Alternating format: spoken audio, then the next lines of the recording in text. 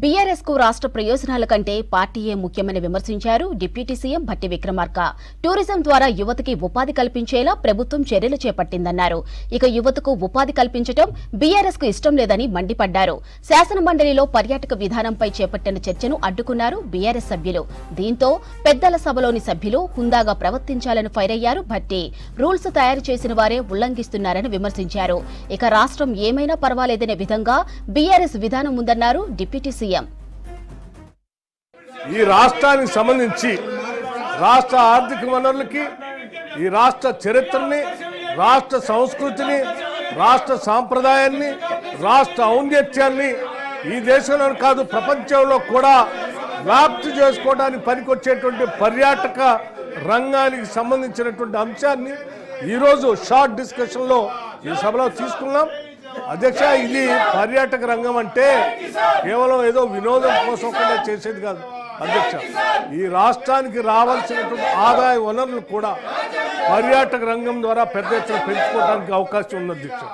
ఇక్కడికి వచ్చేటువంటి విదేశీ పర్యాటకులు కానీ, ఇతర రాష్ట్రాల నుంచి ఇక్కడికి వచ్చేటువంటి వాళ్ళు కానీ మన రాష్ట్ర సంస్కృతిని, సాంప్రదాయాన్ని, లేకపోతే చారిత్రక కట్టడాల్ని, గొప్ప గొప్ప ఆలయాల్ని, మనకున్నటువంటి అడవుల్ని, మనకున్నటువంటి నదుల్ని, మనకున్నటువంటి సాంప్రదాయ స్థలాల్ని చూసి పెద్ద ఎత్తున మన సంస్కృతిని దేశవ్యాప్తంగా ప్రచారం చేసుకోవడానికి ఉపయోగపడేటువంటి ఈ కార్యక్రమాన్ని ఈరోజు రాష్ట్రంలో చర్చకు పెట్టుకున్నప్పుడు మనమందరం కేవలం చర్చకు పెట్టడం కాదు అధ్యక్ష, ఇక్కడ మేము సభ ముందు చాలా స్పష్టంగా ఉంచుతున్నాం. విఘ్నులైనటువంటి పెద్దలుగా, సభ్యులుగా ఈ టూరిజం పైన మీ అమూల్యమైనటువంటి సలహాల్ని, సూచనల్ని ఇచ్చినట్లయితే తప్పనిసరిగా ఇవన్నీ రాష్ట్ర ప్రయోజనాలకు ఉపయోగపడతాయనేటువంటి ఆలోచనతో సభలో ఈ టూరిజానికి సంబంధించినటువంటి షార్ట్ డిస్కషన్ని ఇందులో పెట్టడం జరిగింది అధ్యక్ష.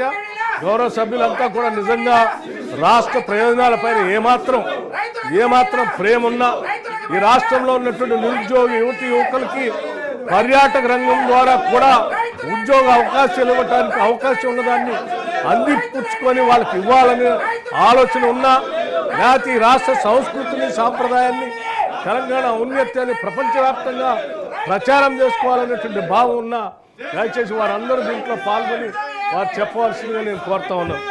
ఏం అవసరం లేదు మాకు, రాష్ట్రం ఏమైపోయినా పర్వాలేదు, ఈ రాష్ట్రానికి ఆదాయం అవసరం లేదు, ఈ రాష్ట్ర పర్యాటకం బయటికి పోవాల్సిన అవసరం లేదు, ఈ రాష్ట్రం నిరుద్యోగ యువకులకు ఏం రావాల్సిన అవసరం లేదు, కేవలం బీఆర్ఎస్ టీఆర్ఎస్ బతికితే చాలు, ఈ రాష్ట్రం బతకాల్సిన అవసరం లేదని వాళ్ళు భావించి ఈ రకంగా నిలబడి ఈ సభ ఔన్నత్యాన్ని గొడవ చేస్తూ ఉంటే రాష్ట్ర ప్రజలు గమనిస్తూ ఉన్నారు అధ్యక్ష.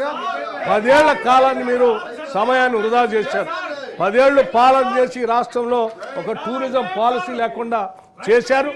ఈ మీరు చేసిన నష్టాన్ని సరిదిద్ది ఏదో రాష్ట్రాన్ని మేలు చేయాలనేటువంటి ఆలోచనతో రాష్ట్ర ప్రభుత్వం కొత్త టూరిజం పాలసీని, ఎకో టూరిజం పాలసీని, అట్లాగే మెడికల్ అండ్ హెల్త్ టూరిజం పాలసీని, లేకపోతే ఇక్కడ ఉన్నటువంటి మనకు తెలిసినటువంటి సాఫ్ట్వేర్ రంగానికి సంబంధించినటువంటి పెద్ద ఎత్తున ప్రపంచవ్యాప్తంగా హైదరాబాద్ నగరంలో ఉన్నటువంటి అక్కడ పనిచేసే ఉద్యోగస్తులు పనికొచ్చే విధంగా మనం ఎకో టూరిజాన్ని ఫారెస్ట్లో కూడా ఏర్పాటు చేసుకొని పెద్ద ఎత్తున ఆదాయాన్ని సమకూర్చుకొని తద్వారా నిరుద్యోగ యువకులకి ఉపాధి అవకాశాలు కల్పించడం కోసం ప్రయత్నం చేస్తూ ఉంటే దీన్ని అడ్డుపడి ఏం అవసరం లేదు, రాష్ట్రం సర్వనాశనమైన పర్వాలేదు, మేము 7.5 లక్షల కోట్లు అప్పు చేశాం, మళ్ళీ రాష్ట్రం ఏమైపోయినా ఏ ఆదాయం వద్దు అని చెప్పి భావించి ఈ రకంగా అల్లరి చేస్తూ ఉంటే వారి విజ్ఞతకే నేను వదిలేస్తూ కూర్చుంటున్నాను. The House is adjourned to meet again 10 a.m. on Tuesday, the 17th December 2024.